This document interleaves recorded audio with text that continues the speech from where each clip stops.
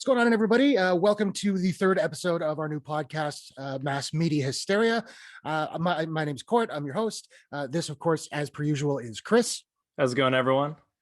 Today is March the 7th. It's Sunday, and we are going to be talking about the following topics today. First off, we're going to do a spoilers. I said it this time. I remember to say it right this time. Right up top. Spoilers. We're doing a spoilers review of the season finale, the series finale, I should say, of Wandavision.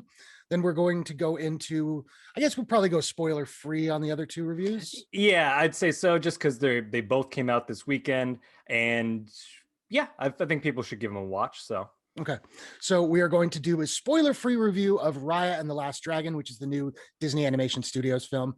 And of course, Coming to America, which is the sequel to Coming to America from 33 years ago.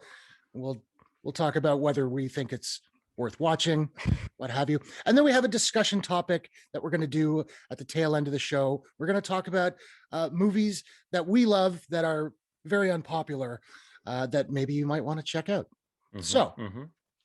Without further ado, let's get into it. So the series finale of WandaVision was titled the series finale. Do you want to just give us sort of some of your overall thoughts before we get into sort of the story beats? Yeah, absolutely. Right off the bat, I would say that I've been loving the show leading up to it. And I'm sure as we discuss into it, I fell off a little bit with the last couple episodes. Like I was really, really into it from episodes 1 through 6. The last few episodes I felt were a bit mixed with a lot of great stuff in it. And I think that this series finale, I'm going to keep doing that too, was a lot of the same in the sense that it was a mixed bag for me. There was a lot of stuff that I liked about it, really, really loved about it. There was a lot of stuff that I thought was kind of meh, and some stuff that I thought was actually just straight up bad. Instead of like to save us from jumping around, like I think it's best to just kind of go in order because there's a lot to talk about. I've had so many thoughts. I've watched it twice, and especially the second time, I'm just like so. How about you? What would you kind of say about this series finale? Well done, sir. I'm kind of there with you. The stuff I said on my review that's up on my channel now, like the stuff that I liked, I loved. But there was a lot of stuff in there that it was kind of boring me a little bit. The episode felt a little bit repetitive. So I guess let's get into it. But before we do, I want to point out, I've been saying for a while that I thought this series would end with Wanda becoming a villain. That didn't happen. I do still kind of feel like it's going in that direction. And one of the reasons why I bring that up is in the previously on montage at the beginning of the episode, we see Monica Rambeau say, "Don't let Hayward turn you into a villain." Wanda says, "Maybe I'm already the villain." And we did not need that for context for this episode. Like it didn't fit in, but I think they were very purposefully reminding us of that. Mm-hmm. I completely agree. I think as we'll see with a lot of kind of the threads that I think that were kind of started with the beginning of this series, a lot of them were left open. One of them being whether or not Wanda herself was a villain or will become a villain. And although it wasn't definitive by the end of this episode, there's a lot of momentum going forward that she will be. Like we'll talk about, especially with the kind of the new mythology that we're learning about this Scarlet Witch, that she's kind of like Hellboy in the sense that she's this harbinger of doom that's coming. That's clearly setting up that, well, she may not be a full-on villain status right now, going forward into like maybe Doctor Strange 2. I think she could be. So yeah, I'm still not ruling it out. I think that she very much could be like a big bad, not just for Doctor Strange 2, but for Phase 4 of the MCU going forward. Right. So the episode picks up right where we left off last weekend with Agatha choking out the kids, and Wanda shows up and they throw down. They have a tussle. Yeah, and I have to say, it was a little cheesy, but I appreciated it. When Wanda throws the car on her and we see her legs sticking out from under the car, it's very Wizard of Oz. Yeah. She is a witch after all. I thought that was a nice touch. Yeah, definitely while watching it, cue the meme of Leonardo DiCaprio from Once Upon a Time in Hollywood. Right. Just like, I know what that's from. It was cute. I know that some people thought it was lame. I thought it's fine. It was a cute little reference. One of two Oz references, which I'll get to in a sec. I mean, towards the end there was another Oz reference that I thought was telling. Okay, I think maybe I know what you mean, but I Mhm. could be wrong. We'll see. Yeah.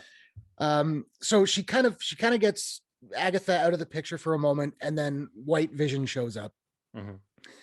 And it's that kind of moment where he looks very menacing, but she's trying to decide, like, what she says, is it really you? He says Mhm. Wanda, and he like caresses her cheek. And for a second, I was like, I'm not sure which way this is going. But Yeah. then he goes full Game of Thrones and attempts to crush her skull. And I have to say, that image didn't bother me. What bothered me about that, and I thought was pretty dark for Disney, was the sound effect. Oh yeah, man. Just literally this cracking bone. And I get that, Wanda is super powerful and she's this witch, but she's also like a human, if that makes sense. Like she doesn't have Right. super strength. She just has magical abilities. And so when you hear that that crack, it's like, does she need to go to the hospital? Because that's not a noise that you want to hear your skull making. No, it really, really isn't. So then, of course, her version of Vision shows up, and he throws down with White Vision. Very Man of Steel. There's a shot in particular where he was grinding him into the Yes. ground. Yeah. That was like identical to Henry Cavill just smushing, what's his name? Zod. Yeah, no, Zod. What's it? Michael Shannon. Yeah. I will refuse to call him like the character's name. So he Okay. was. No, I'm just joking. He was grinding Michael Shannon's face into it. I was like, I don't think that's an intentional nod, but it just reminded me of that. Yeah, totally. And this is okay. So this is where, and I think maybe you're going to be on the same page with me here. This is where I started taking issue with the episode, because as we talked about last week, for a show that is so out there and so weird and so unique, last week we talked about that cold open with the witch's coven and how it didn't really add anything to the episode. And at least they did pay it off in this one, and we'll get to that. But like the hot Vision on Vision action, as we also discussed last week, like it was cool. It was fun to watch. I enjoyed it, but that was going so conventional Marvel. Like this, a lot of the action in this episode was just people punching each other in the sky and shooting lasers at one another. And it felt like they really kind of dropped the weird in this episode. And the weird has been my favorite thing about this show. Oh, totally. Absolutely. No, I'm 100% in agreement. Not only was the kind of the battle, which was foreseen, it didn't, catch me off guard. We knew, as we said, hot Vision on Vision action. Look away, kids. It's going to get real. And not only was that my least favorite aspect of this episode, it was my least favorite aspect of the entire series. Oh, wow. I don't know if I could say the S word. I'm just going to drop it once. I didn't give a shit about the Vision fighting each other, Agatha and Wanda fighting each other, the actual battle, like where, like you said, there was just Wanda throwing like colorful balls at Agatha, and then Vision just doing a lot of like neck action where they're just shooting laser beams. Who cares? That's not what I liked about the show. I got hooked on the show because, like you said, it was weird. It was something different. It was something original. Just this weird sort of like, what's going on? The mystery of it with the television, and then every once in a while, like little glimpses into reality were coming in, and that was fascinating. And the show itself was very cerebral for a lot of it, without any action. So the fact that it was just almost like, I don't know if it's Feige or whoever, but someone at Marvel was just like, oh, someone's got to punch each other. I swear to God, before this is through, someone's got to throw a punch. And it really wasn't needed. And it brought the episode down, the actual fights. But I will say that they still found interesting moments to kind of inject in between the fights. So it wasn't like 30 minutes of boring nonsense. There were some actually interesting elements between Agatha and Wanda, interesting elements between Vision and Vision, which I'm sure we'll touch on, an interesting conversation that happened. Yeah. Also, do you think Paul Bettany's going to get in trouble with the fans? I feel bad for Bettany, because I don't know about you, because like I read his statements before I heard them. You know what I mean? I read them where he was like, for those who don't know what we're talking about, Bettany on a very infamous interview now, essentially was saying, "Oh, there's a big cameo that's coming up, and it's an actor I've always wanted to work with." Yada yada. So people were expecting, I don't know, Patrick Stewart. They were expecting John Krasinski. Blah blah blah. And when you read it, it does sound like he was priming up an actual cameo. But when you actually listen to the clip, and I'm not sure if you've seen the video of him saying it, it's like 100% unambiguously him talking about himself. Like he's very Okay. cheeky about it. He's just like, "Oh, there's gonna be someone," and the chemistry is incredible. I can't do a British accent. So I'll cut him a bit of slack because I Okay. think if you look at it, I mean, if you actually listen to him, he's clearly joking around. But at the same time, it's one of many examples within this show that I feel like the cast, the crew, the creatives were kind of just stringing us along, and that's kind of messed up. A lot of it I can forgive. There's one in particular involving a certain actor that I thought was that's unforgivable. Yeah. Yeah. And I said in my review that a lot about this episode frustrated me. The fact that we didn't get some huge X-Men reveal or Doctor Strange, that's fine. That's not the story they wanted to tell. That's cool. The thing you're talking about, yeah, it kind of made me a little bit mad. Yeah. But we'll get there. Yeah, real quick before we go on, I do want to preface essentially saying or emphasize that while we had, fan theories and stuff, and while it would have been cool if John Krasinski came up and just was John Krasinski, it was just him, the actor, playing himself. That's not what bothered me about this episode. And there's only one thing about a theory that I had that did bother me, like I said, which we'll touch on. And it wasn't because of me just kind of going back and reading internet comments. I wasn't looking for Mephisto or whatever. It was what I felt the show itself set up and then didn't deliver. That's when it disappoints me. Mm-hmm. Anyway, continue, sir. Okay, so where were we? Vision was fighting. They were fighting. It was in the square now. Wanda and Agatha are having a talk, and then the town people are closing in on her. Yes, and that was a scene that I really liked. The scene where Dottie, who's revealed to be I think Sarah, when she's saying, like, my daughter could be your kid's friends. I mean, only if you like that storyline, or she could be a bully. Just let her out of her room. Like, I want to hold her. And that was dark and that was weird. And I loved that. And the woman, I've disliked Dottie this entire show, but the woman who played Sarah in this scene thought she killed it. Yeah, totally. That whole scene was really interesting. I mean, we already knew, we had hints leading up to it that Wanda was controlling these people's minds. Not Agatha, which, once again, going back now that the whole show is done, that song Agatha, it was Agatha all along. I know some people try to defend it where it's like, well, she was trying to pull the string. No, that song clearly was saying it was Agatha all along, and she didn't do jack in this. Anyway, that's a nitpick. But this scene in particular, really interesting. I mean, because you saw different levels of people kind of bargaining with Wanda, trying to ask them to let them go. And you have friggin' Kitty Foreman, just like, all right. But she said something like, just let us die. If you won't let us leave, just let us die. Yeah. Yikes, man. That's heavy. Yeah. Heavy. And leads also into what you were saying about Wanda being a villain. Because if you think about it, like every villain or good villains, every villain is the hero of their own story. Yes. And I think that, the selfishness that Wanda had throughout this season or this series, it's going to have lasting effects. I don't think people are going to just forget about it afterwards. Well, there's even that scene towards the end of the episode where she's talking to Monica, and Monica's like, they'll never know what you sacrificed. And she goes, it doesn't matter. Like, these people hate me, and with good reason. Yeah, you can't blame them. Like there's a lot of sympathy and empathy that I have for Wanda, but at the same time, I think even with the best intentions, people can do the wrong thing, and I don't think that you can justify that she did the right thing. She messed up. She hurt a lot of people. She separated them from their families for at least a few weeks, few months, maybe less than a few months.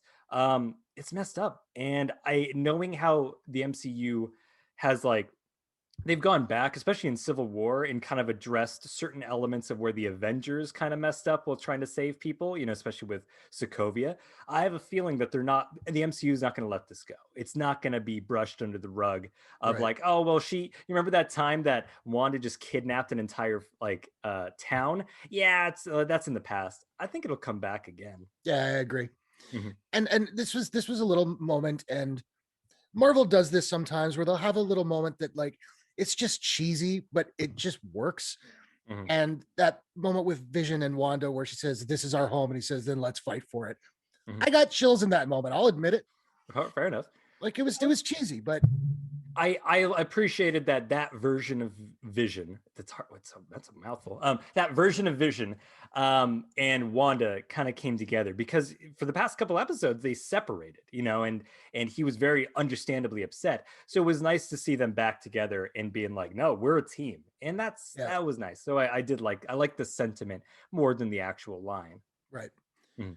And then sorry, so we were talking about the townspeople, and Wanda ends up like choking them all out. Which Mhm. she kind of has a breakdown, and her powers go out, and they're all choking, and she Yeah, does get control of it, and she opens the hex just enough and says like, "Everybody go now!" Like and that everybody was starts fleeing. Yeah. yeah, that was a good moment. And then of course Hayward and his people, they come into the hex now. They get in through the Hmm. barrier. Hmm. Um, they went dark with Hayward in this one. It was interesting because I was listening to a review by the YouTuber Jeremy Johns, Okay, and he made a really good point where it's essentially like in this show, if you were taking all the episodes up to it, Hayward's but he's not a straight up villain. Like right. he was a jerk, and it was almost like somewhere in rewrites or whatever, or maybe this was like reshot. There was an element where they were like, okay, so we know that Hayward's but he's not like a straight up villain yet. So let's just have him go full on villain for one particular moment, and you know what I'm talking about. I And sure do. I might be jumping around a bit, but it was essentially the two kids who are living, breathing beings, and he just straight up was gonna murder him. Yep. Like that was completely like he that kind of jumped the shark a bit for me, where it's like you could have just left him as like a dislikable dude. Where did this like pure villainy come from? Like he just seemed like corporate head beforehand, as opposed to like meh, kid murderer. Well, and the thing too is, I mean, and this is just occurring to me now, but he wasn't just trying to shoot 10-year-old kids, Mm. because Monica gets in the way, and her superpowers keep her from dying, but it goes through her chest, and she's taller than children. So he was trying to shoot them in the face. Oh yeah, just murder them. And not only that, but like what I thought was weird is that after she jumped in, it wasn't like one bullet, it was like bang bang bang bang. She's clearly standing right there. Mhm. This person that you've worked with her, you've worked with her mother. I don't know if anybody has shot a gun, if any of the YouTubers watching this, or even if it's a paintball or an airsoft. I can understand maybe something quickly getting in your way and like, oh, whoops, I accidentally shot, but the dude unloaded the clip into Mhm. Monica in these kids' face. Like that, what? Where did that come from? Yep. And then of course the one bullet, she kind of turns, the one bullet gets by, and Billy uses his power to freeze the bullet in the air and drop it to the ground, which was great. And Mm-hmm. I don't know, I can't remember if we've discussed this, but I think it was back in like, I think it was the Halloween episode. Mm-hmm. It was the Malcolm in the Middle episode, whichever one that was. I Yeah, it think was that was the Halloween. the Halloween spooktacular. Yes. Mm-hmm. It had been driving me crazy, the kid who played Billy, and in that episode he said something, and the way he said it, I had like a total recall. I figured it out. So he was young Luke in The Haunting of Hill House. Was no, he was it. What do you mean, the kid with the glasses? Yep. No, he Yep. looks so much older now, dude. Oh, I didn't know that. Okay, that's cool. I will. Quick side note: if you haven't seen The Haunting of Hill House, people, It's so phenomenal. good. It's One of the so best good. things that Netflix has ever made. Anyway, Yeah. but good call, man. I would not have caught that. Yeah, well, it's he doesn't have the glasses. He's got like brown Yeah. hair now, where he was like very blonde back then. And Oh yeah, I yeah. guess it's Mm. probably been like 3 years since he shot that thing. So That makes sense. I mean, kids grow up quick, man. Especially mhm. at that age, 1 year difference, and they already look totally different. Yeah. Mm. Okay, so where were we? She lets the Well, people out. Hayward, go ahead. yeah, I was gonna say, I mean, because we were talking about like Monica stepping in, but right before that, I think was is one of the most controversial elements of the show because we see her, Monica, trapped in the house with Evan Peters. Yes. And so here's one of the big things that I was talking about, why it bothers me, because this whole thing with Evan Peters and his casting, this was not just internet speculation. This wasn't just me wanting there to be Benedict Cumberbatch making a cameo or wanting there to be Mephisto, even though nothing in the show actually set that up. This was a deliberate bait and switch Absolutely. from Marvel, and it was stupid. And look, this is one of the things that I had an issue with some of the elements of the Last Jedi. For those who don't know, I don't dislike the Last Jedi nearly as much as other people, but there are major problems that I have with it. And one of those is Ryan Johnson's his need, and in this case, I guess Feige's need to divert the audience's expectations, which can be good. That can be a terrific thing. Sure. But what you give instead, it needs to be either as good or better than what the audience was expecting. Point in case, at the end of Force Awakens, Rey is handing out the extending the lightsaber to Luke Skywalker, ends on a cliffhanger. What's Luke going to say? For 2 years, fans were like, what's Luke going to say? What's Mark Hamill going to say? It's been 30 years since we've seen Mark as Luke Skywalker. What's he going to say? And then the actual thing that happens, this beginning of Last Jedi, is he doesn't say anything. He just throws a lightsaber over his shoulder. And I remember distinctly seeing the movie opening night with a packed audience, and it was like one guy that was like, huh. The rest of the audience was just silent because that's not a good diversion of expectations. It's like, oh, you thought that he was going to say something meaningful and impactful? Just kidding. It's a lame joke. That's not satisfying. And that's the thing. I mean, if they wanted to, it seemed like Ryan Johnson was trying to do two things there. He was trying to get wordlessly the point across that Luke is done with the Jedi, which is kind of a dark thing to think about. But at the same time, he was trying to make a joke, and it didn't work. No. And it's literally the throwing it over the shoulder. If he had looked at it and just dropped it on the ground and walked away, I would have had no problem with the scene. Yeah, there could have been an emotional way of having that come across, of him like you said, just dropping it and it not being a joke. But they had to turn it into a joke, which is what they did with Evan Peters' character, where they could have listened if they just wanted to they could have had the same thing lead up to the same stupid joke of him being Ralph Boner, which whatever. If they just cast anybody else, like if it wasn't Aaron Taylor Johnson, they could have cast anybody else, could have had the same thing. But they intentionally cast Evan Peters as Quicksilver, the only other person besides Aaron Taylor Johnson to play Quicksilver in a franchise, a Marvel franchise, not the MCU, the X-Men movies. He played it 3 times. 3 times he was Quicksilver. You get that actor, people are going to make that connection. And just to throw it away, screw you. That's dirty. That's low. I thought that was cheap. I thought it was lame. And the fact that they reduced it to a joke, I'm like, this is one of my least favorite choices that Marvel has done, honestly. For a show that, like, when it wasn't doing the sitcom angle, wasn't all that funny. I mean, the Kat Dennings character is kind of funny and what have you, but the joke was just, it was so out of left field. It felt so out of place. Yeah. And yeah, the fact that Evan Peters turned out to pretty much be nobody. I mean, he was Ralph, but whatever, what does that even mean? Yeah.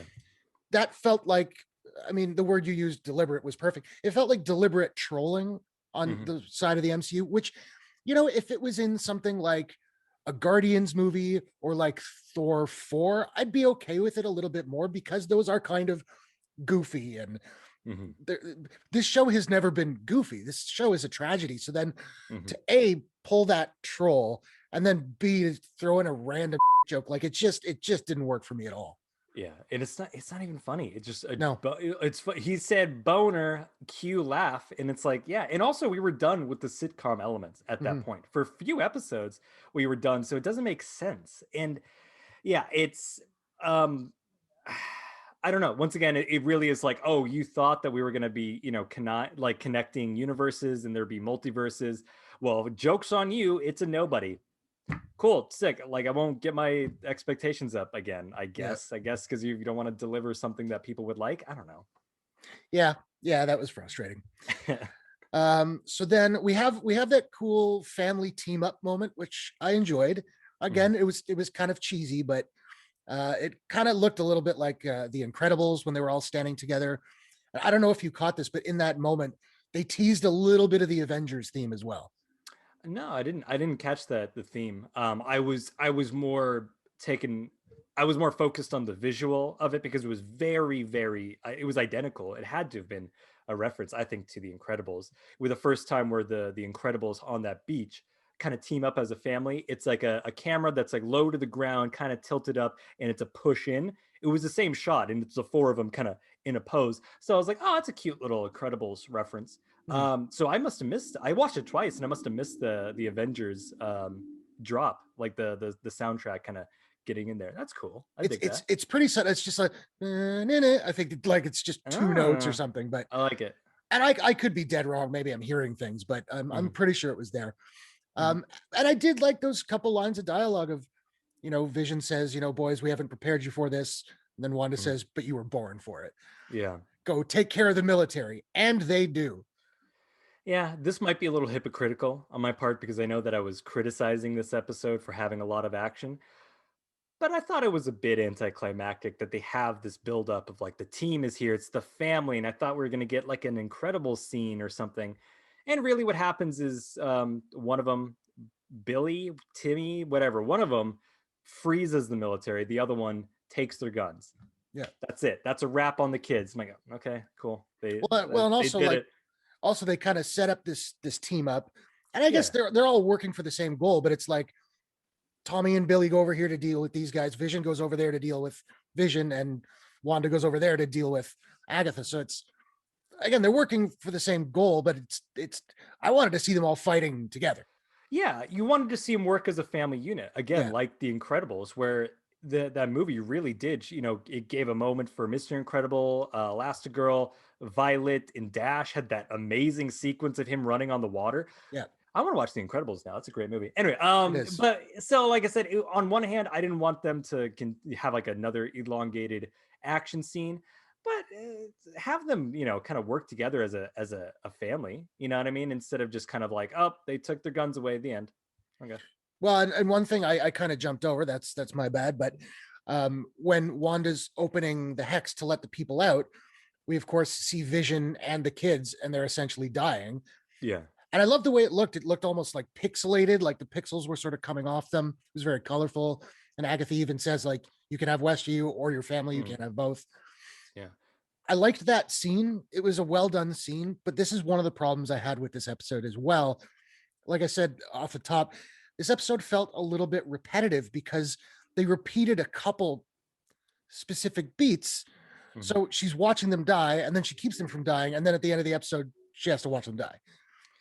Yeah, that's very true. It's so I guess I kind of forgave it from like an emotional standpoint in that she needed to have that goodbye. Like so this might be a cop out, so I can completely understand if it didn't work for a lot of people, but I think that I kind of understand where it's like, okay, I have to say goodbye. Like at some point I'm going to be separated from this person that I care about. Do I want it to just happen like that in like an unexpected way, or do I want to go out on my own terms?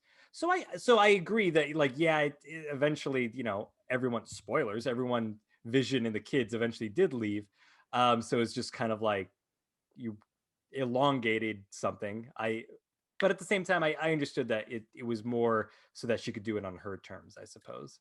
And I will say, and we'll get to that, but like the whole goodbye stuff was some of the strongest of the episode for me. Oh, for sure. It was just beautiful. But so now we're sort of at the big climax. Excuse me. Vision's fighting Vision. Wanda's fighting Agatha. I guess we'll talk about the Visions first. Yeah, absolutely. When they crash into the library and have a bit of a tussle, and then they have the philosophy off. I like to call it. It's, which I liked, although it started off like a bit corny, where it's like it's two Visions or geniuses. One of them essentially was like, have you heard about, like, do you know about the ship of Theseus? And he was like, of course I know about it. Let me tell you it in great detail. And it's like, Right. they would know this already, but it's for the audience. I get that. But I like that. That's always an interesting thought experiment that I've heard about before. It's an interesting thought experiment of like, is this really the same ship? If you're I just knocked my mic. Is it the same ship if you're just changing out the boards? What is real? What is fake? It's interesting.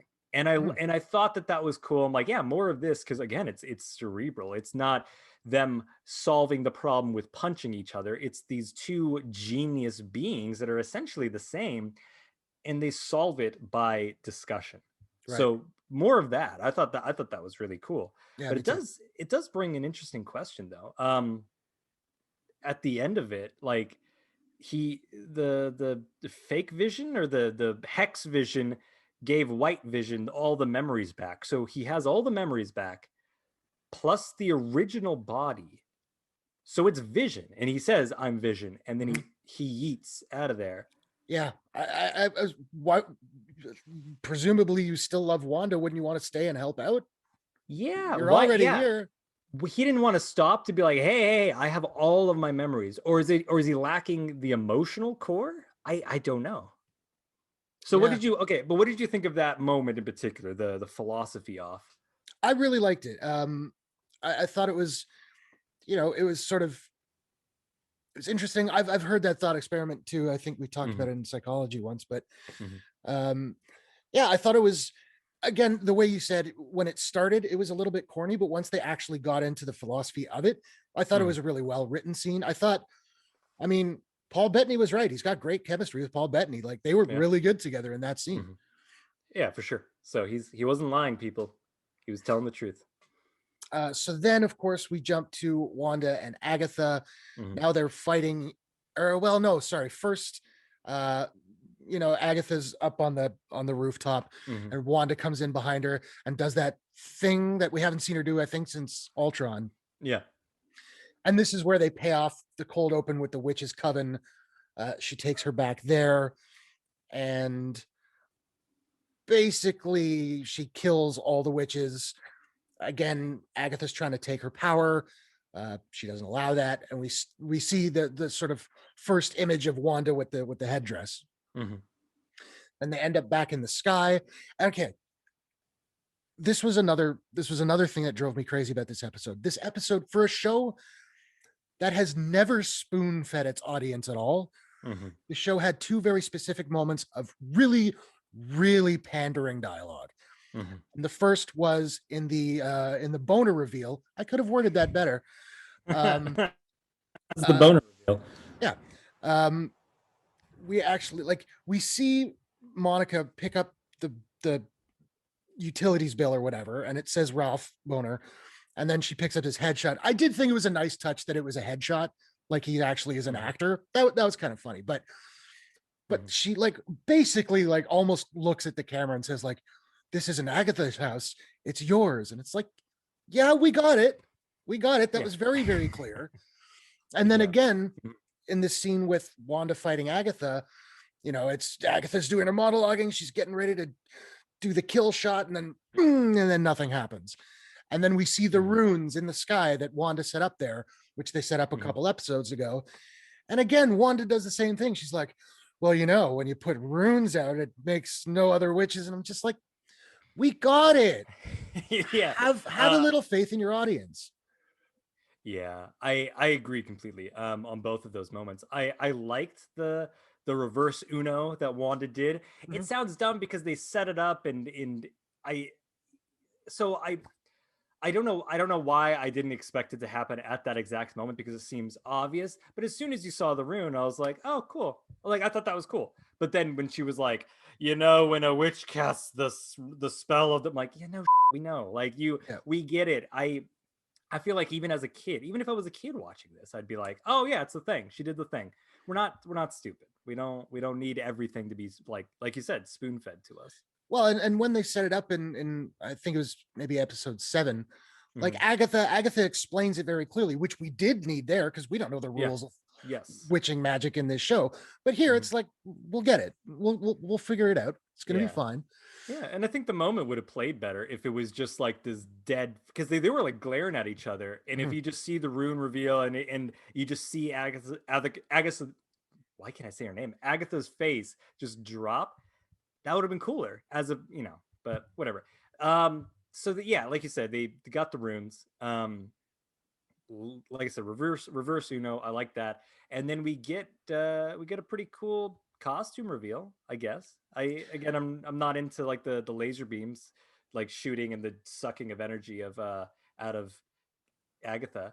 But that's a cool costume. I dig it. She looks like a proper sorceress badass. More so than kind of her hot topic gear from like Age of Ultron or whatever. Right. Mhm. No, and when we get that first shot, you can't quite see her face. It's still like it's not silhouette because she's glowing. I guess whatever the opposite of silhouette is, Mhm. but like we see her with the flowing dress and now the curly hair and the headdress, and Mhm. that shot was awesome. Oh, it's great. Yeah, I dig that part of Wanda's powers is to just do her hair. Like she's like, I got the beauty salon powers, so my hair is flowing and curly. Don't worry about it. Yeah. She learned it from Thor in Endgame Mhm. when he I'm just so got yeah. hit by lightning and his beard just braided uh, itself. I'm surprised that there wasn't a moment where she was like, "You see, the magic that I'm doing created this costume. As you can see." I'm like, anyway. Yeah, Also, I told my wife this. I really want to see part of this fight scene.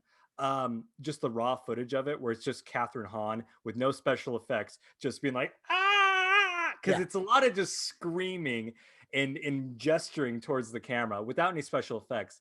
Hilarious. She's just on wires in front of a green Yeah. screen. I would Well, I would watch the entire episode just like that. well, I believe next Friday on Disney Plus they're putting out like a documentary making of Mhm. WandaVision, Oh, that'd be cool. and I think they're going to do that. I think they're doing that like moving. It's called like Legends or something. Maybe it's not that. I can't remember, but I think they're going to do that moving forward. So like Uh-huh. after Falcon Winter Soldier ends the next week, there will be a documentary about that, and Well, so there you maybe go. you'll get your wish. Maybe you'll see that. I I hope so. No, that's cool. I dig that. Growing up, especially with DVDs and everything, I loved watching the special features. It's something I miss a lot when it comes to Blu-rays nowadays. A lot of times there's not that great of special features, so I'm always down for behind the scenes stuff. I know this has nothing to do with the episode, but that's part of the reason what really got me interested in filmmaking. So yeah, inspire other young kids to be filmmakers. Show the art of filmmaking for Yeah, what it is. It's cool. yeah, for sure. So essentially, Wanda vanquishes Agatha, and we find out at one point in this episode, Agatha says, um, the Scarlet Witch, it was prophesied or whatever, like you're more powerful than the Sorcerer Supreme. And I was like, Hmm. that's Oh, I like that. that's saying something. Yeah, that's a good bit of a tease. For a Yeah, lot of the teases that I thought were, um, that's a good tease. I like that. Just that wording of it. Like you're strong. You already set up who the Sorcerer Supreme is.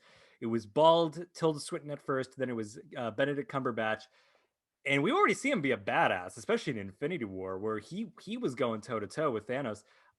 So that's setting something up pretty cool. So I'm yeah, excited for that. yeah, for sure. So of course, then Wanda brings Agatha back down to the ground and basically tells her that her punishment is she's going to lock her in Westview in the character of Agnes Hmm. for the foreseeable future. And Hmm. I have to say, I have loved I have loved Catherine Hahn on this show. I'm a big fan, have been for a long time. She has a moment where she first, as Agatha, she's sort of begging, and then she's turned into Agnes, and she says something like, "Hey, hun," whatever, Hmm. doing the Agnes thing. But and maybe I'm reading too much into this, but it came across pretty clearly to me. And of course, she's on the ground, so she's looking up at Wanda, and she's smiling, but there is like fear and pain behind her eyes. Like Hmm. I thought that was distinctly there, Hmm. and just like awesome performance from Catherine Hahn. Even just that one face in that one moment. Did that come Hmm. across to you, or? It did, yeah. It did seem like her consciousness was trapped in this prison essentially, and it was just kind of like her body was reacting in a way, and vocally she was saying things that was in direct contrast to kind of what her eyes were conveying. So yeah, I picked that up too. I was like, this is dark. Actually, I dug it. It felt very Black Mirror. I don't know if you watch Black Mirror, Oh but yeah, absolutely. Yeah, it something like that I could see happening, and something about someone's consciousness being trapped in their iPhone or whatever. yeah, Sorry. Oh, dropped an F bomb. All right, it's all good. I'll bleep we'll everything out. catch it. For yeah, I'm a known sailor mouth, so it's been hard to keep it on PG up until now. I guarantee you, I'm worse than you, but I have a niece and nephew, so I've gotten pretty good at like just turning it off when I need That's to. good. That's good. But Yeah, still practicing. I'll get better. so basically, yeah, that's the climax, and then from here on out, I pretty much loved everything about this episode. Hmm. Um, so we have that moment where, you know, Vision and Wanda and the kids, they're all back together, and Vision says, okay, you can fix all this, but not for us. And she goes, yeah, not for us. And we realize like she's approaching closure at this point. She knows what she has to do. And it just got really heartbreaking. You know, they walk home, and it was a weird edit because, you know, the whole episode took place in the day, and they're about to walk home, and it's dusk. Hmm. But I thought that worked for the episode because Yeah. it was almost like metaphorically it's dusk for this relationship, you know. Yeah. And they got home and they put the kids in bed, and this scene just killed me. But, you know, the kids presumably don't know what's about to happen. They're just going to fall asleep, and that's going to be that. Hmm. Wanda and Vision know what's happening, and just all that sort of subtext of when Wanda's talking to them about, you know, family is forever, which I thought was an interesting line because that's such a sitcom moment to have that discussion with your kids, which they actually kind of did in an earlier episode. Yeah. But to do it here out of the context of a sitcom, I thought was a nice touch. Mhm. But the line, you know, thank you boys for choosing me to be your mom. Mhm. Oh man, that hit me hard. Mhm. How did that work for you? Yeah, it's the whole like you said, that whole bit of just them returning home, and them saying goodbye was easily my favorite part of the episode. And yeah, I didn't quite really care about Billy and Tommy, whatever. Tommy. See, I can't even think of their names prior to then. But at that moment, I was feeling the family connection, and Yeah, I felt sad, more sad than I thought it would be for those characters leaving.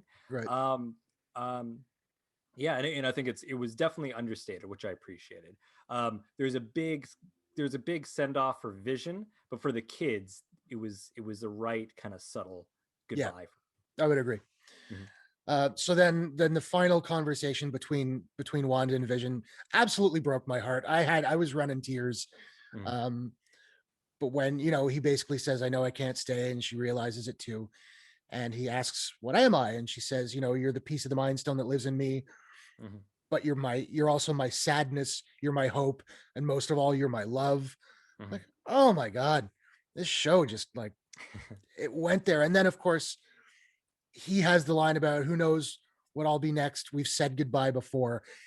And Mhm. Elizabeth Olsen's performance when she says we'll say hello again, Mhm. amazing. Just Mhm. it's as we've talked about before, it's like she's crying, but there's a subtlety to it. It's not the big Emmy moment. I mean, maybe it should be, but it's not played too big. You know, Yeah. there's the right amount of sort of solemnity in that moment. Mhm. And then of course he says that we see the hex is coming, Mhm. and you know, I think she's cradling his face, and he just says like, so long, darling, and then he's gone. Yeah. And Wanda is just standing, and now I believe it's day again. Wanda's just standing at the foundation, Uh, and it really does come across that she has reached a certain amount of closure because at least she was able to say goodbye yeah.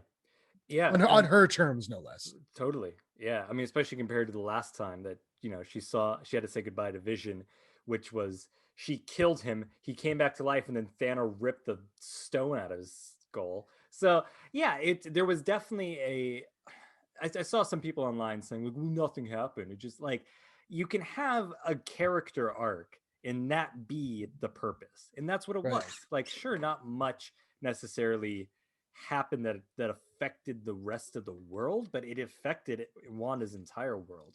And Absolutely. like you said, it was played beautifully. It was very well understated. I thought, Bettany's performance during that, I think, was right up there as well. Like the Yeah, way he had a single tear and the way he right. said it, of just kind of, because it hit me, not just like, oh, this is a robot talking about it. It hit me also as someone who thinks about their mortality, of just sort of like, who knows what will happen next. It's frightening to an extent because of the uncertainty of it, but there's also a bit of like excitement in the sense of like, who knows, it doesn't have to be scary, it could be something good. And the way he says it is, so it's almost like a whisper. It's very good. And I also love the back and forth of like you said, we've said goodbye before, so it stands to reason we'll say hello again. Right. It's beautiful. It was. Again, other people were like, oh, they just didn't want to say goodbye to Vision, blah blah blah. I'm like, though I think this is the best way they could have done it, of just sort of like, there's this weird, in a way, on again off again relationship, but in this context it's because this dude keeps dying, and Right. and he's like the Kenny of the Marvel universe going Right. forward. It's a good way so to I put it. so I thought that was great. But once again, it also begs the question, where the hell is the White Vision? Like, Mhm. shouldn't he be the real deal? What's happening? Yeah, I don't know. Or is it because he doesn't have the Soul Stone, which he said, so he literally is just Robot Man with memories? Well, yeah, that's true. And speaking of robot, like the moment, I can't believe I forgot to mention it, but the moment, like you said, is Vision rolls that one tear. It's like, okay, he's a robot. Can Mhm. he even do that? But that, like, the fact that maybe the sadness is so profound that somehow it just kind of happened. I don't know. Yeah. It doesn't necessarily make sense, but it still hit me really hard. Yeah, because he's a different version of the Vision than the other one before. So I think that he might, in this hex, he might have been more human than synthetic android or Oh, that's whatever. a good point. Right. Yeah, I mean, obviously, but you're right. They didn't explain it. That's just my little fan theory, I suppose. But I like that they went for the emotion of it, as opposed to kind of the, whether it made sense or not. Right. um some closing thoughts, because it pretty much wraps up after that. Wanda walks, she has a walk of shame, everyone's glaring at her. We talked again about how I don't think that this is going to be the last time that this is brought up, that Wanda just imprisoned these people from the town.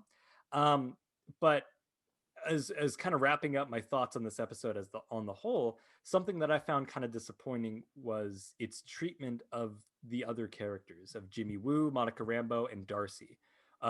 Kat Dennings in particular had Yeah. one line that she said in a car for 5 seconds. So there's that. Jimmy and Woo. and it was shot from inside another car, so it's not even like a close Yeah, up. It's no, through no. like a reflection, and Yeah, and then at the end, in the post-credit scene, I'm jumping around, but so I'll get back to it. But in the post-credit scene, when they were like, dealing with the aftermath, it was like, "Oh, where's Darcy?" She's like, she's gone. Don't worry about it." yeah, Like, okay, all right, fine. So Kat Dennings, who was great in the show up until now, was a major supporting character. Just one line. yeah, Jimmy Woo makes a phone call to the FBI.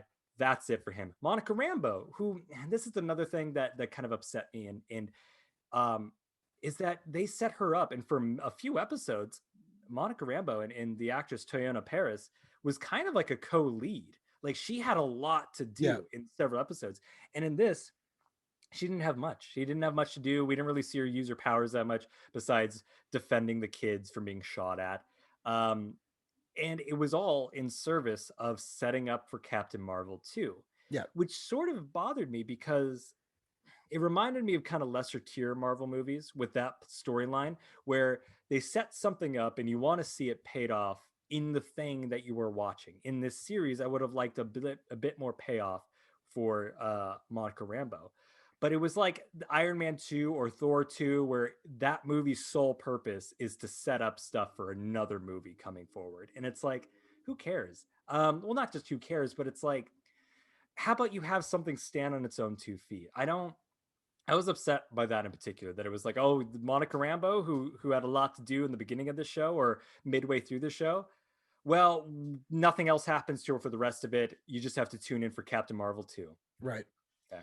Yeah. The mid credit sequence, it was kind of, I said this in my review, it was kind of fun that they brought in a Skrull, because they sort of teased that earlier in the season, and we know Mhm. Monica Rambeau's tied in with what's Captain Marvel's name? Carol Danvers. Carol Danvers. Mhm. But it felt like a commercial, and that kind of annoyed me. That said, the post-credit scene I thought was great. I loved that opening shot of the camera just cruising over the lake. Mhm. And I said in my video, I'm guessing this is how they did it, but I'm assuming it was a drone shot. Then you had a camera person standing on the beach that they like digitally painted out. Yeah. And the drone probably came in, because there's a moment where the camera's going like this and you see like a little bit of a drop. And I think that Mhm. was a handoff. Yeah. And then the camera person walks, through the cabin, and it's all this one Mhm. tracking shot. And we see Wanda, and she's, in her sweats, she's Uh-huh. making a tea, and the camera goes around the corner and we see the Scarlet Witch in her full, glory, reading from the Darkhold, I think it's called, the book. The Necromonicon is what I'm going to call it from now Okay. on, especially because it's leading into Doctor Strange too. Right. Yeah. And I actually, sorry. Oh yeah, good. well, I thought, like, because she's kind of doing this, like it reminded me of that shot of Doctor Strange in Infinity War when he's like going through the, trying to figure out the various ways they can win this battle. I think they specifically made her in a sort of a similar pose. Yeah, totally. Yeah, the first thing I thought was like, oh, she's astral projecting, which what they showed Doctor Strange and a lot of those sorcerers doing in his solo movie. I mean, there's a sequence in particular when there was like a montage in Doctor Strange of him sleeping, and then the camera pans, and then he was like kind of the transparent astral projection of him still studying. Right. So they already set that up, and it's weird because it's like, I get that, prior to this, I understood that Wanda she was a Scarlet Witch, even though they didn't technically call her that prior to the series. That's what we knew her as. Like, she was kind of like the sorceress, and then we knew that Doctor Strange was the Sorcerer Supreme. But I never kind of conflated their powers. Like, Right. she would just do like little red misty things and control people's minds. But this was the first time where like she was astral projecting, and I'm like, oh, okay, I can see kind of the Venn diagram of where their powers like intersect. Right. I thought it was great. It was also a creepy image. It was. You It kind of was. turn around the image and like turn around the corner, and she's just kind of like, her eyes are glowing and stuff, and she's just kind of floating there. So I thought that was great. But you also hear her kids kind of crying out. That's right. Seemingly, this is not confirmed, but seemingly from like another dimension, maybe. Like, Could be. that's cool. That's Yeah. really cool. So we really should move on, but just quickly, overall thoughts on WandaVision. Really, really good show. I said before that I think I was well into it, episodes 1 through 6. I was hooked, line and sinker, just for everything. And then the last few episodes, including this one, I felt were a bit of a step down, didn't have the same impact. But overall, I think it's a very satisfying, mostly original entry in the MCU that I would recommend to anybody, to the few people who haven't seen it yet. I would say pretty much the exact same thing. Dope. Cool, man. All right, so we're going to move on to Raya and the Last Dragon. This is, again, like I said, the new Disney Animation Studios film. Stars Kelly Marie Tran, Gemma Chan, Benedict Wong, Sandra Oh, a few other people I'm kind of blanking on. Alan Tudyk's in there. But again, the film is about, hundreds of years ago in somewhere in Asia. It's not clear if it's what is now a particular country or if it spans different countries, but there was this world called Kumandra where people lived in harmony with these magical dragons. This evil force that turns people to stone shows up. The dragons have to fight it off, and all of them die except for one, which disappears. Their magic goes into a gem, and basically the world of Kumandra splits into 5 different tribes that are all warring with each other, and only one of the tribes has the gem. Then it jumps forward 500 years. We meet Raya. She is a young warrior princess. She's the daughter of the leader, the king or whatever, of one particular tribe. And her father, the king or whatever it is, he decides to try and broker peace with all these other tribes, brings them to dinner, and some bad stuff goes down. Raya has to go and try and find the last dragon, and uh, get the gem and all of this to try and I should say the evil entities come back. So she's got to go find this last dragon. Of course, there are antagonists and what have you. That's your basic premise. What did you think overall of Raya and the Last Dragon? I really liked Raya and the Last Dragon. I thought that it was a really fun adventure film, especially compared to certain other Disney animated movies, where I mean, Raya to an extent could be argued she's a Disney princess as well, but it felt like it, not just because of sort of she was Southeast Asian. It seemed like there was a lot of Southeast Asian influence in this, a lot of like set in Vietnam, or like it looks like Vietnam, Philippines, Right. stuff like that. A lot of influence in the design. But she was just this cool warrior woman, is similar to kind of like Mulan. And yeah, I really enjoyed a lot of this movie. I one thing in particular that I absolutely loved was the world building, like you just Yeah. describing right there.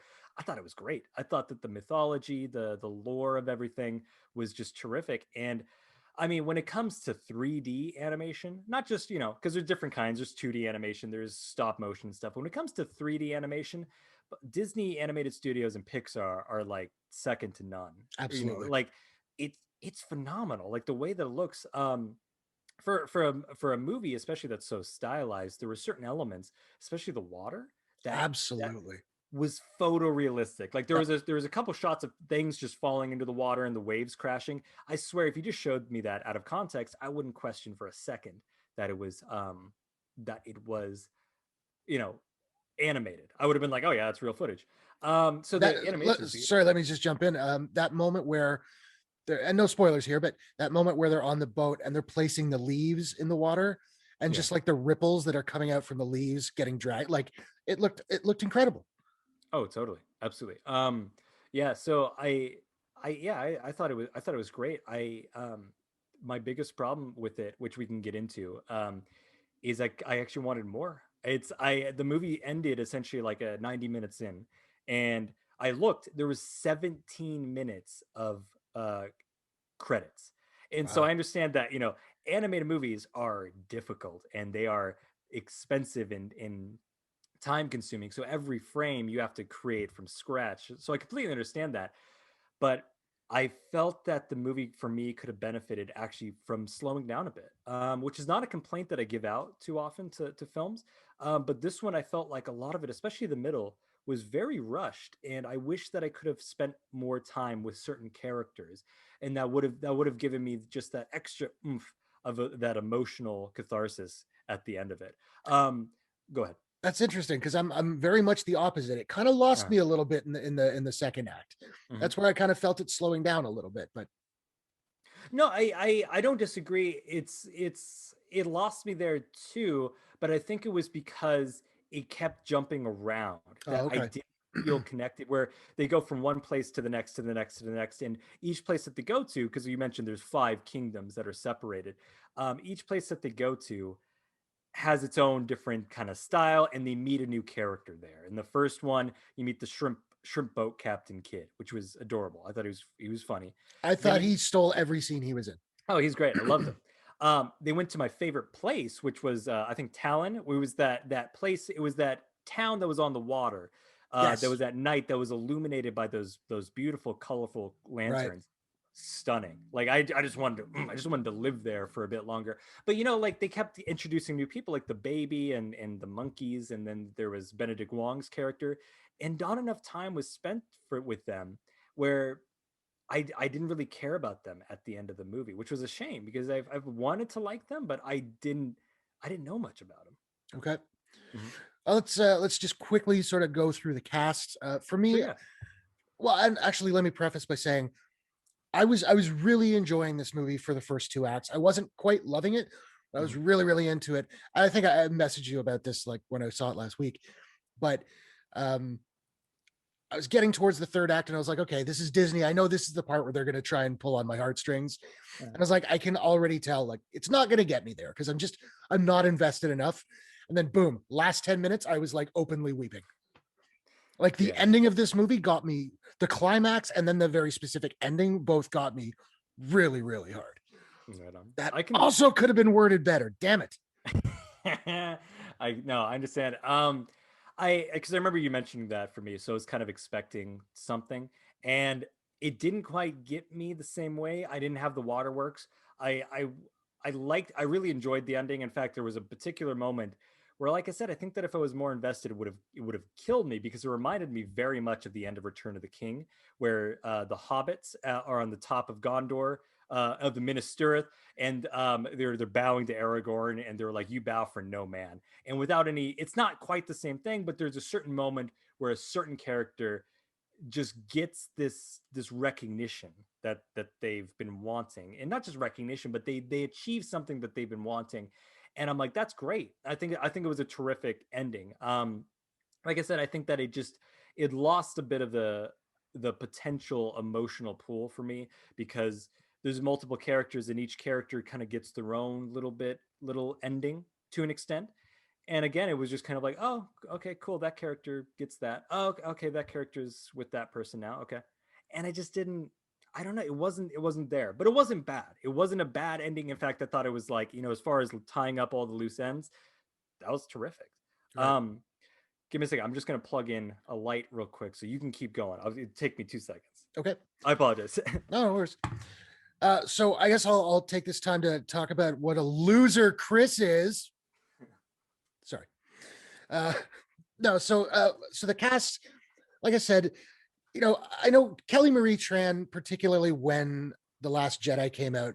We talked about this last week. Kelly Marie Tran took a lot of heat for The Last Jedi.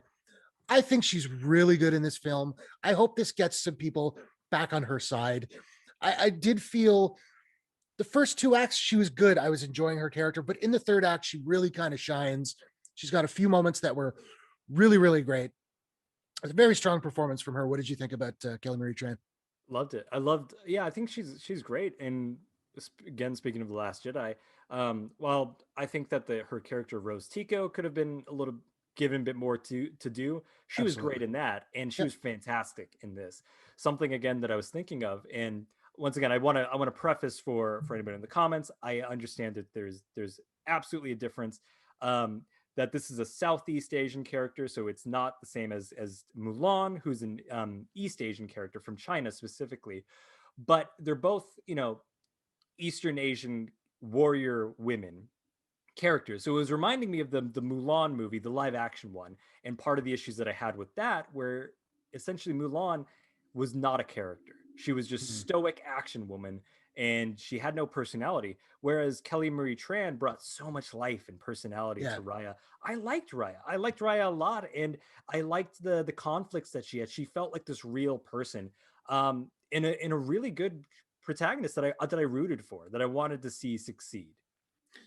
So then, of course, we have as Sisu the dragon, Aquafina. Mhm. I don't know Aquafina super well. I've seen her in a couple things. I also thought she did a great job hosting Saturday Night Live like a year ago or whenever it was. Mhm. That's a major bar for me.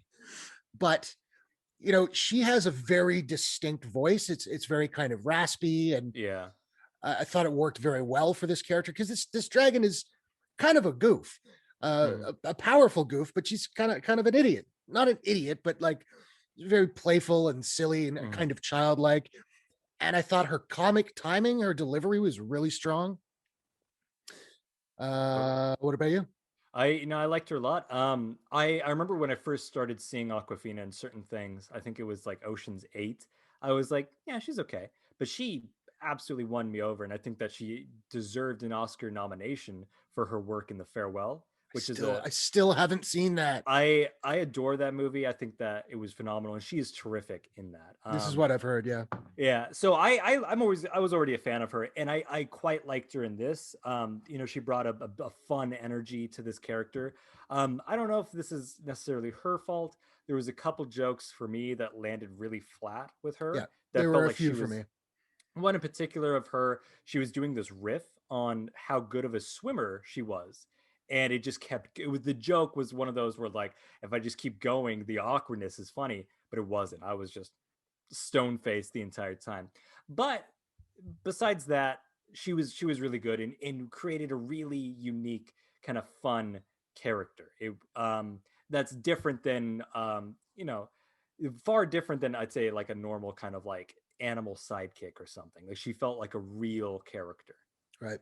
Mhm. Yeah, she had another joke for me that really didn't land, where she's talking about how like she's not the best of the dragons, and she's like, when you're in a group project in class and the one kid doesn't do all the work but gets the same grade, it's just like, that feels kind of out of place for this world. Like, I'm sure this world has some kind of education, but I don't know, it felt like a very modern joke in a very throwback world. It was, There were a ton of those. yeah, There's three main complaints that I have about this movie. One is already touched on. I thought that the pacing could have been better.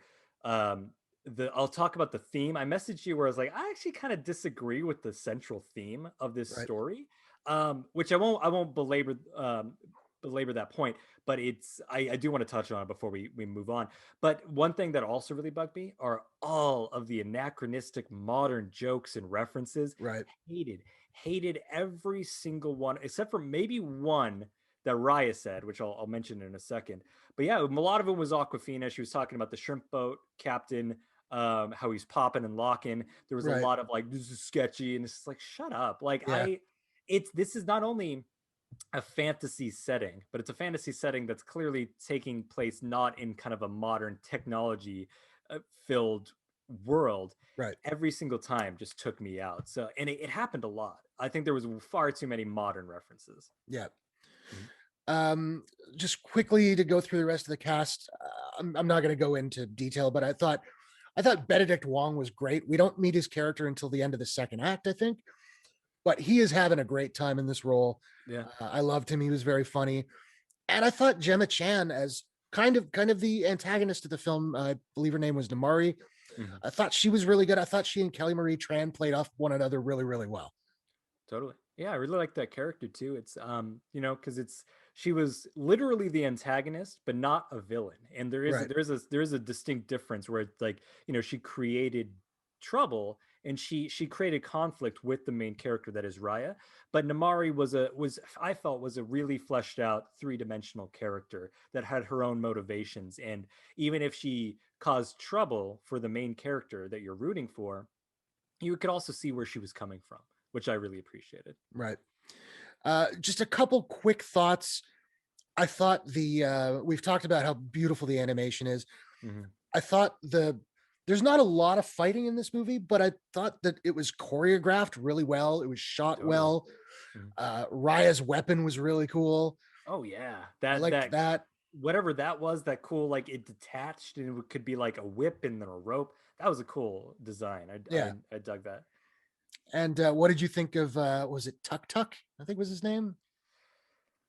It was fine. I like that, as he was older, she could roll around on him. I thought that was cool. So kind of a cool design, but especially when he was little, I couldn't help but roll my eyes. It was so specifically Disney cute with the big eyes that I was Right. just kind of like, all right, I get it. I wasn't mad because I'm like, all right, these are, this as a kid, I probably would have loved this. And I'm sure a million kids are going to be asking for Tuk Tuk toys now, which is fine. It's not a bad thing. It felt a little too cloying for me personally. Okay. I thought it was cute, but I'm a sucker for those things. I, I That's fine. was I was kind of like, why get Alan Tudyk for that though? Like, I mean, the thing's just like anybody could do that. Not that I have he was yeah. good, but I have a feeling that Disney just had him in one day years ago because he was in Moana as well for a character that didn't have voices or dialogue. I think they had him for one day and he just made a wide variety of noises. So they just have an Alan Tudyk, sound bites that oh, he okay, just drop in. No, obviously not. Don't that's know funny. that for a fact, but I'd be willing to bet because it's Okay, like, all right, whatever. But yeah, it's funny. Alan Tudyk doing weird animal noises. one more thing I should mention. Um, I thought the score was amazing. The score by James Newton Howard. Oh yeah. It was like just like I want to get the album because I Yeah, want to listen to it again. it was beautiful. I may be in the minority here, but I was also kind of like I was just used to it, so I didn't know if I was expecting it, but I'm like I could have used some tunes in this, some songs. I like Disney musicals.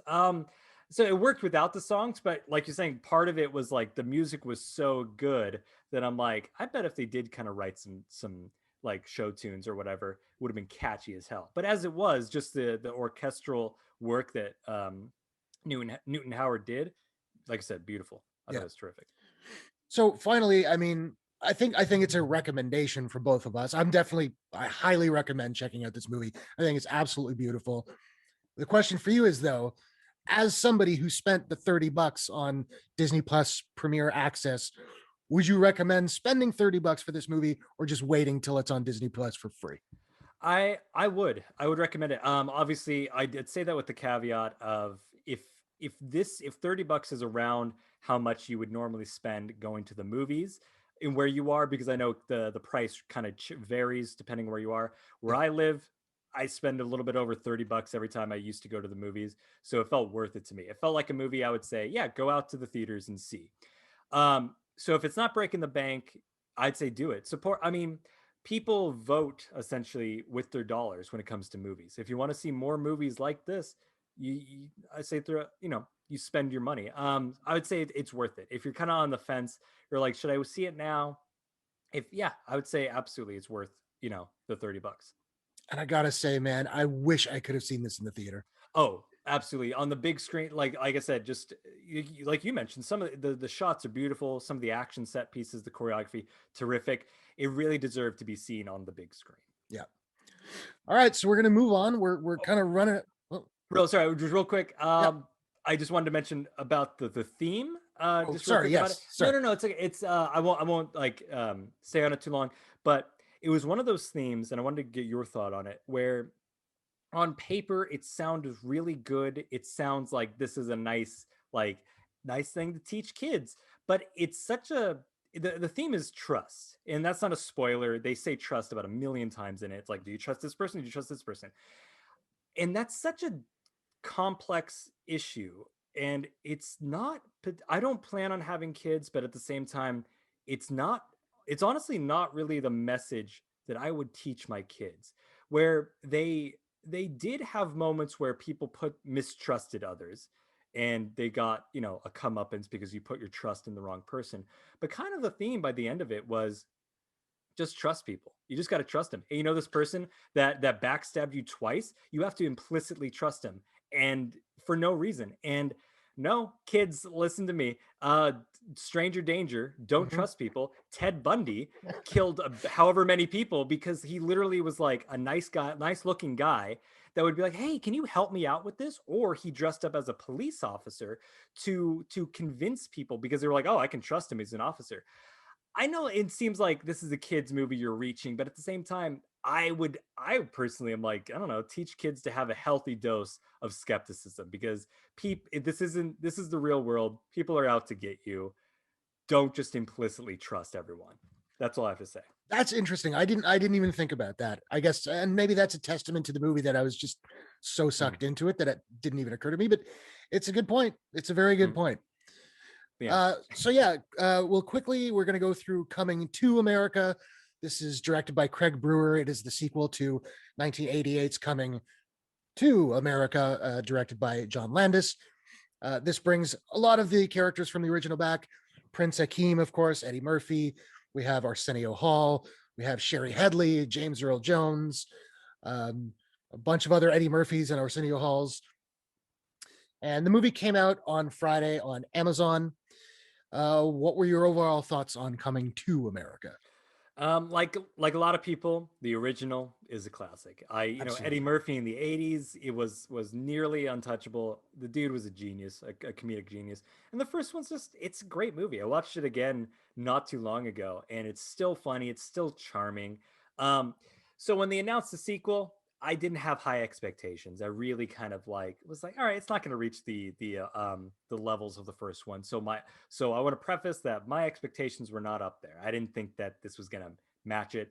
And when I heard kind of the reviews coming up to it that was like, this is pretty meh, that's right where I thought I was going to be, of like, okay, this will be meh. It'll be an entertaining time, but not that great. I actively did not like this movie. I thought Okay. it was really quite bad. Okay. I wouldn't uh I wouldn't recommend this to anybody. If you're a fan of the first one, there's no reason to see this. Um I I don't want to like beat a dead horse or anything, but it just, I felt that it was a cheap, lazy, it was a cheaply made, cheap, lazy, uninspired, unfunny film. Okay. The end. I'm a little more optimistic about it. I mean, I went into it kind of cynical, and I'll say that I had some fun with it and I had some laughs with it. There were a few things that made me laugh. There was a lot that made me groan. Um, it is very much a rehash of the plot of the first one. I do think for some fans of the first one, there are some callbacks that were kind of fun, um, and some moments that I enjoyed, but it wasn't great. You're right; it does look kind of cheap. The CGI in this movie is not good, although there is a little bit of digital de-aging that actually worked pretty well for me. Yeah. That was that Especially of was Arsenio Hall, there was a shot and I was like, that looks good, actually. I said in my review, like, maybe it was like footage from the cutting room floor. I don't think so, because I don't think it would have fit into this, what they're telling in the sequence, Yeah. very well. So that was really good. But there's a scene with like a lion that like did not look very good. Granted, I don't think this movie had a terribly high budget, so it's probably pretty good for what they were working with, but it wasn't convincing to me. Yeah. Go ahead. I was gonna say, I mean, yeah, the CGI wasn't that great. The de-aging, surprisingly, I think partially worked as well because it was a dark room with so I think Sure. that they could kind of hide it a bit, but that looked good. The CGI didn't bother me that much. I'm okay with kind of like that. It was mostly just the film looked like a TV Right. show. Yeah. Where everything is shot in like completely boring medium lenses. Everything looks the same. There's no um interesting lighting. Everything is flatly lit. So it just looks like everything was just, and it was shot digital, where the first one is obviously shot on film. And not saying that the first one was this like visual tour de force, but you do absolutely lose something from the way that film looks to 35 millimeter compared to digital nowadays. Especially if you don't do anything to kind of make it look unique. It just looks like a TV show, and everything looked like a set. Everything looked cheap. I like the costumes, so that looked good, but everything else just really just is like, okay, this feels like a TV show reunion of these actors, not necessarily a proper film sequel. Well, and I have two things to say about that. One, if it were up to me, honestly, I would nominate the costume designer for an Oscar. The costumes in this movie are unbelievable, I like agree. even better than the first one. And the first one had great costumes. I agree. I didn't want to interrupt. I just want to say that the costumes are top notch. Everything. Yeah, Especially the son. What's it, Lavelle? Lavelle. Um, I get that I'm a pasty white guy, so it's probably not appropriate for me to wear a lot of the outfits he was wearing. But towards the end, every single thing he was wearing, I was like, that is sick. I want Yeah, I want that. Continue. yeah. But as to your point about the whole thing looking kind of flat, I noticed that too, and it's interesting because the last movie that this director Craig Brewer did was also with Eddie Murphy. Dolomite Is My Name. Did you see that one? Yeah, I loved Dolomite Is My Name. I thought that was it was a ton of fun. And like, as I recall, it's been probably a couple years since I've seen it, but as I recall, I think it had some like visual dynamism.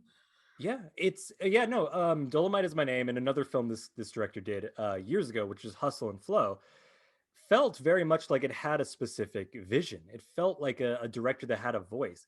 This to me, the direct you would if you told me like afterwards, like if I didn't know this going in, if you told me, oh, this is the same guy that directed Dolomite Is My Name, I would see you out of your mind Right. because this was as boring, as basic, as studio chill of direction as you can get. It would there was no flair or style, and none of the vision that this director has shown in previous works. A couple other positives that I have for this movie. I thought the dance numbers and the musical numbers I thought were really good. They were a lot of fun. The choreography again was great. There were a couple of actor and musician cameos, which I thought were fun. I enjoyed that. Stick around for the credits because there's one in there as well. One of my major issues with this movie is Eddie Murphy's Akeem kind of feels like a secondary character. Like his son Lavelle, played by Oh, Jermaine I got Fowler. Jermaine yes, Fowler. yes. he's kind of the main character of this movie, and his character's arc is almost identical to Akeem's in the first movie. Mm-hmm. So Akeem is kind of, he's ever present, but he's not usually the focus of the scene. And a lot of times when he is, I found him kind of unlikable. And I understand that was part of his character's arc. He's in a different place at this point. But in the original, he's having fun throughout most of the movie, whereas here he's doing a bit of brooding. And I found that really kind of off-putting. Totally. Yeah, Prince Akeem in the first movie was just immensely likable. Mm-hmm. He was so uncynical, and even when so many bad things were happening to him, like that classic bit, and I won't say it, but he's in the balcony in the original in New York, and they're like "F you," and he's like, "Yes, F you too." Like he Yeah. was so unflappable And this, enthusiastic, and yeah, in this he was one to your point, he was kind of a drag, which is a mm-hmm. bummer, but two was barely in this. I messaged you essentially that gif or that moment from Jurassic Park where Jeff Goldblum goes up to the camera. It's like, is there going to be any Eddie Murphy in this Eddie Murphy movie? Because he was not in it. Like he was in it in the beginning and in the end and little bits throughout, but it wasn't really his show. It was, like you said, Jermaine Fowler, who he seems like a charismatic actor, and I think that I'd be interested in seeing him in other things. I thought he had some swagger in this movie. No, he's definitely a charismatic actor, and he seems like that. This guy belongs in the movies. However, the first one was really a star vehicle for Eddie Murphy in Arsenio Hall. Eddie Murphy in particular, I mean, both of them are comedians, but Eddie Murphy in particular was one of the comedians at that time. Jermaine Fowler isn't. He's just an actor. I mean, he's been in like some sitcoms that I recognize. I think he's a stand-up as well, but is he really? But he's not like on top of the world like Eddie was at that time. No, he didn't. He didn't release Raw. You know what I mean? Like that. So it just it didn't. I'm more of a delirious guy myself, but that's fair. That's fair. It's I don't know. I just thought it was a weird choice that it's like we came to see Eddie Murphy in Arsenio Hall again, and they're not in it through the majority of it. It's mostly Jermaine Fowler and kind of his journey. And Arsenio's in it even less than Eddie Murphy. Like he's barely in this movie. Absolutely. And it's like, we came to see those guys. We came to see them again. I don't really care about this new character. Especially because it's the same arc as Prince Akeem in the first one, yet he's less likable than Prince Akeem in the first one. I will say I like that they brought Sherry Headley back as Lisa, and she doesn't have much to do in the first part of the movie. Towards the end, it's a bigger role. I thought they still had really good chemistry together, and I thought she was really funny, particularly her scenes with Leslie Jones. Yeah, I agree. I was worried initially because we're pretty well into the movie, and I was like, oh, she's only had like a few lines so far, so I was really worried they were just going to sideline her completely. But they gave her a couple scenes. This never really goes for drama, but there's a particular scene where she does some acting. It wasn't just like her being the doting wife, and I appreciated that. Because she was such a big part of the original that it's like, yeah, she can still be a character in this. So I appreciated that they gave her some things to do. Wish that she had a bit more to do. Again, if you just kind of focused more on the original characters, I would have liked that even more. So but yeah, there were certain moments between her and Leslie Jones that were also entertaining in their own right. Well, and there aren't a lot of like dramatic moments in this movie, but one scene that I did like, and again, John Amos, who I can't remember the father's name, but he's Lisa's father.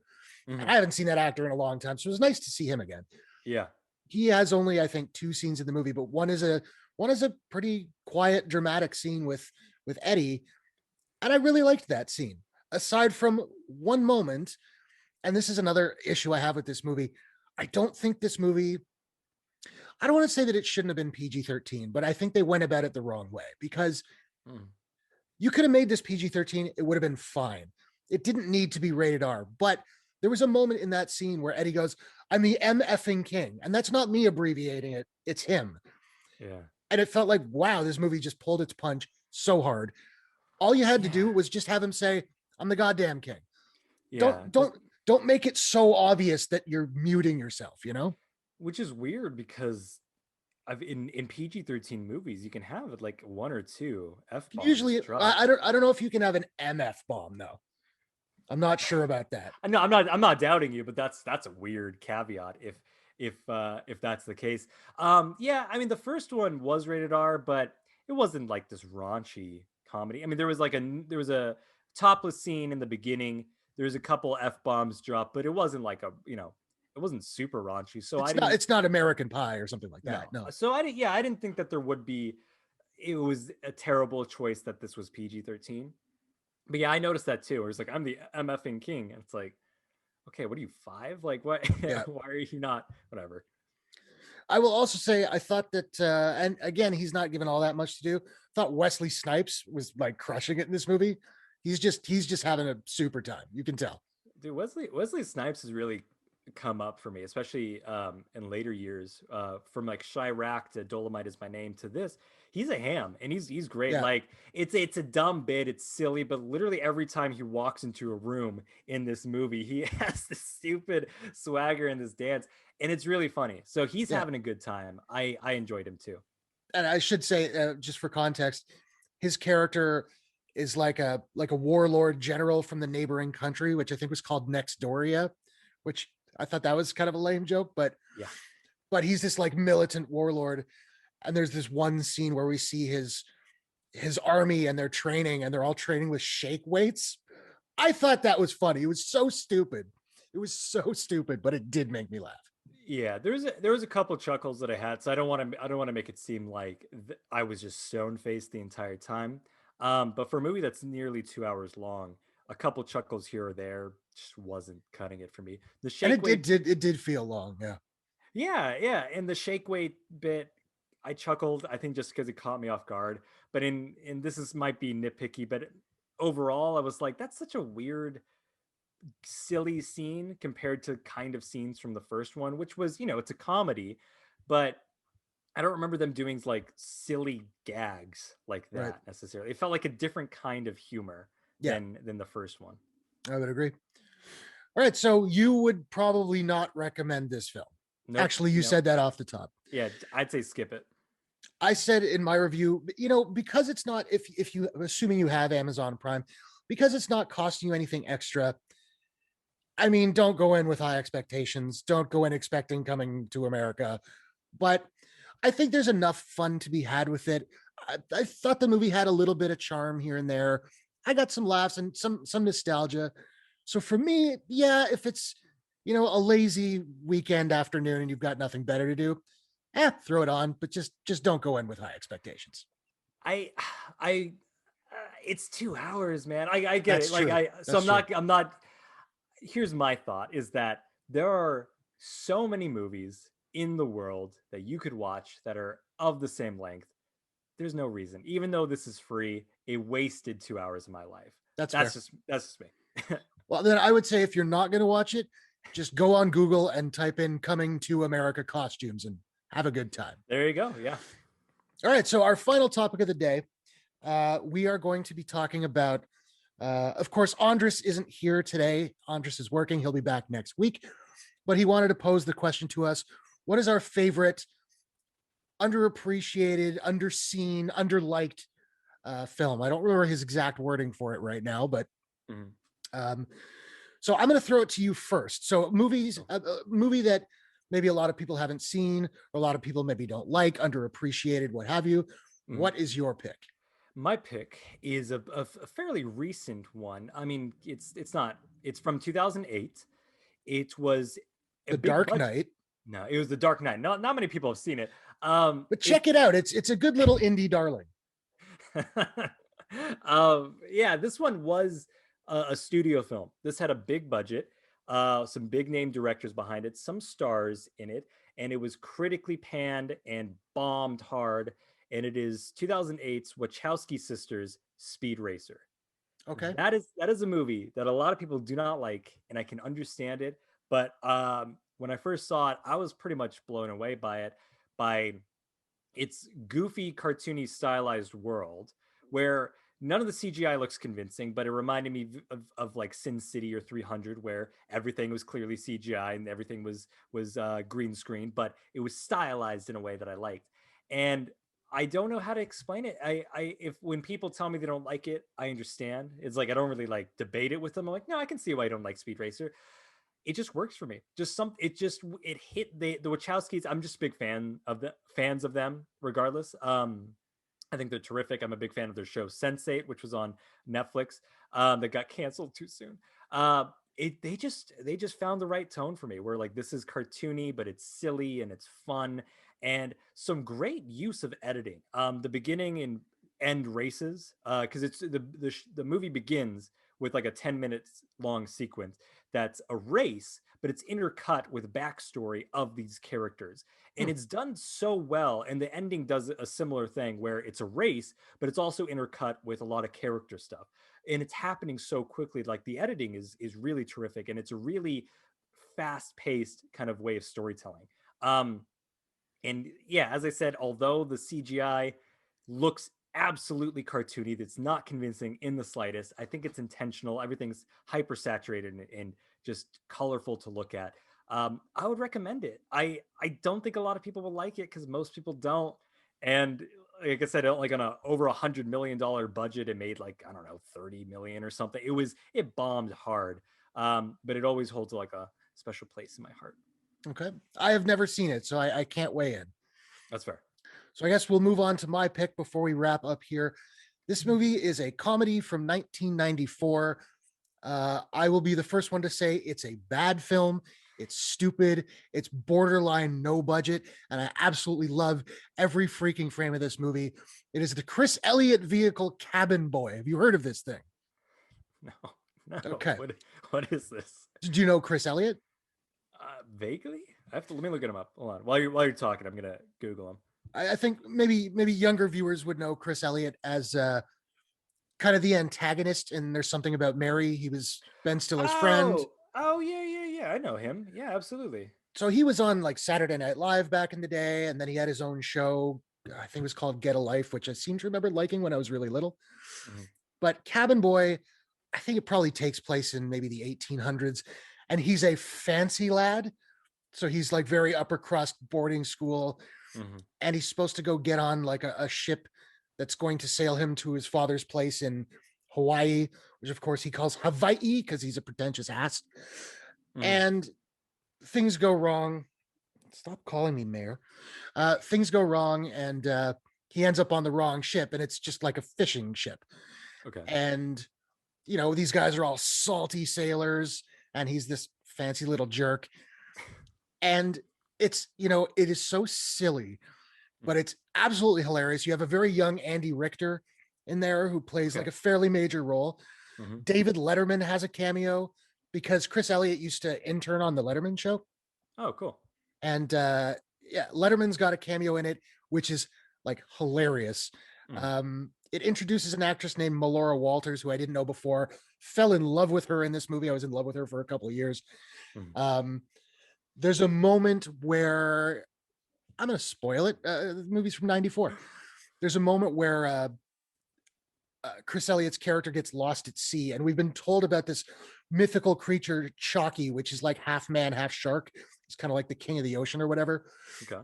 And Chalky comes and saves Chris Elliott.